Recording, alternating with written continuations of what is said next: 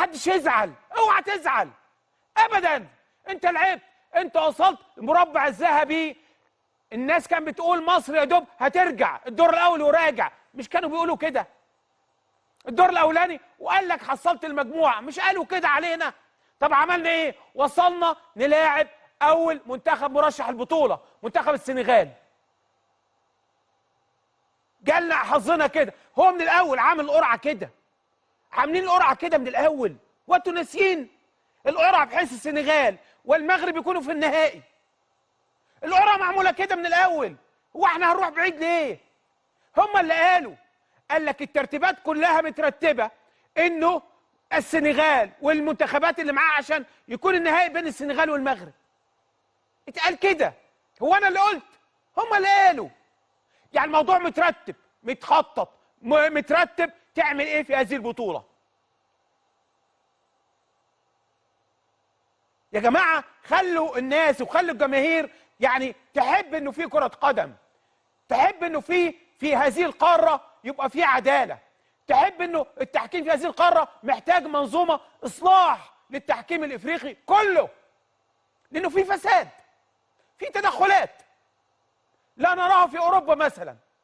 تقعد تتفرج على الماتش وانت متاكد محدش هيجامل حد، يرجع ويبص ويتابع، ولو عنده خطا عنده فار يبص عليه، وعنده ناس عندهم عدل احسن موجود هنا. ما شفناش النهارده والله ولا صفاره فيها عداله للاسف الشديد. لكن تاني بقول لجماهيرنا، كل ال 110 مليون مواطن مصري، اوعى تزعل ابدا. انت تبقى سعيد بمنتخب بلدك، وتبقى فرحان بمنتخب بلدك. منتخب بلدك رايح وهو واحد مش مرشحين اصلا يوصل مربع الذهب من الاول، مش حاطين مصر في الحسبان على الاطلاق، لكن قدرت توصل وتنافس. وجاي النهارده الماتش كان حقك تحقق على الاقل نخرج الشوط الاولاني بهدف احنا هدف لينا احنا، مش السنغال.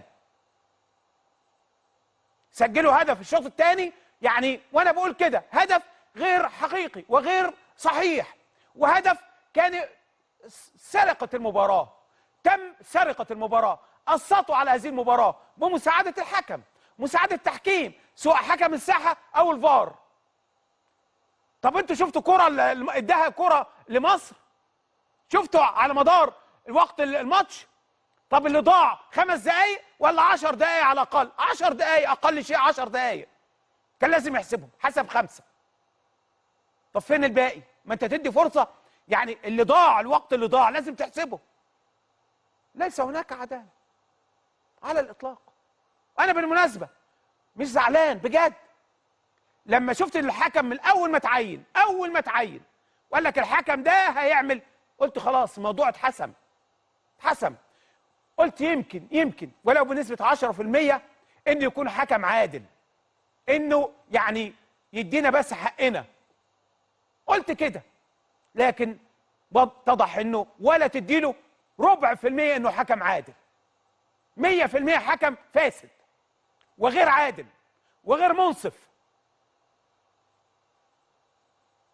نلعب على المركز الثالث ما عندناش اي مشكله على الاطلاق. احنا مصر في الاخر، انت اللي عندك 7 بطولات، ما حدش ياخد 7 بطولات غيرك، يعني ما حدش هيوصل ل7 بطولات اساسا،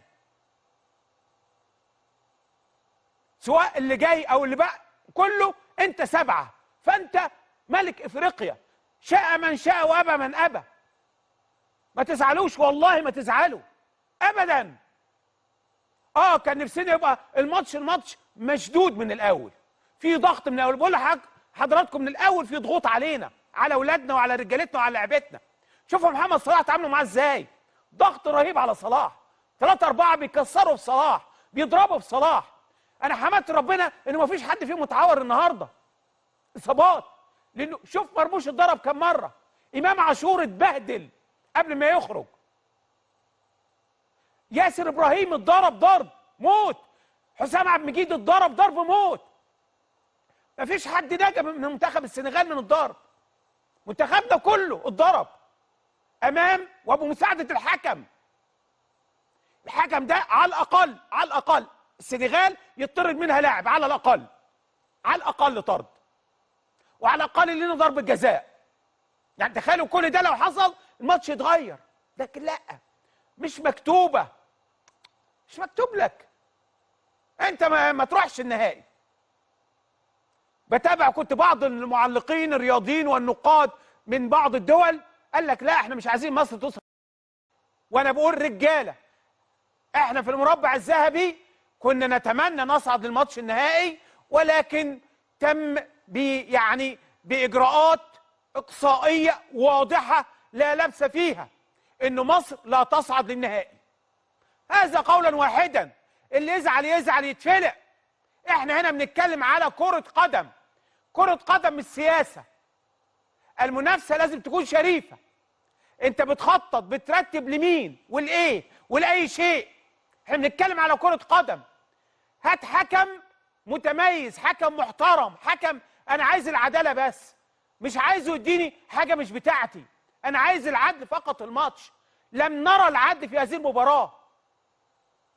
منتخب السنغال كويس، ما اقدرش اقول منتخب وحش، كويس، كله محترفين طبعا، ولكن كمان ما عندهمش اخلاقيات كرة القدم. لما عملوا ضغوط وعملوا حتى في المباراة، حتى المدرب بتاعهم لم يكن لديه اخلاقيات كرة القدم. هو عايز يفوز سواء صح او غلط. ضغطوا على الحكم. حكم النهارده انت بترجع ولازم تشوف الفار وتتاكد. امبارح في ماتش من الماتشات الاوروبيه قعدوا 7 دقايق يبص على الفار، 7 دقايق عشان يعرف، وفي الاخر قال لك مش جون، تسلل سايد. انما يا دوب بص بقى فين، ورتناش ليه الفار. فانا كجمهور مصري اوعى تزعل، لان انت لن تذهب للنهائي. مخطط كده، انا بقول لك مخطط كده، في خطه، في اجراءات اتعملت. اول ما تعين هذا الحكم اتخذ القرار مصر ما تصعدش، فنجيب مين؟ نجيب اسوأ حكم في قاره افريقيا. يعني اول مره اشوف اشقائنا في المغرب بيشجعوا السنغال، اول مره اشوفهم بيشجعوا السنغال كده ولكن هذه هي كره القدم، واحنا ابطال، واحنا رجاله، ومنتخبنا رجاله. وانا بقول رجاله، احنا في المربع الذهبي كنا نتمنى نصعد للماتش النهائي، ولكن تم باجراءات اقصائيه واضحه لا لبس فيها ان مصر لا تصعد للنهائي. هذا قولا واحدا، اللي يزعل يزعل يتفلق. احنا هنا بنتكلم على كرة قدم، كرة قدم مش سياسة. المنافسة لازم تكون شريفة. انت بتخطط بترتب لمين والايه ولاي شيء. احنا بنتكلم على كرة قدم. هات حكم متميز، حكم محترم، حكم انا عايز العدالة بس، مش عايزه يديني حاجة مش بتاعتي، انا عايز العدل فقط الماتش. لم نرى العدل في هذه المباراة. منتخب السنغال كويس، ما اقدرش اقول منتخب وحش، كويس، كله محترفين طبعا، ولكن كمان ما عندهمش اخلاقيات كرة القدم.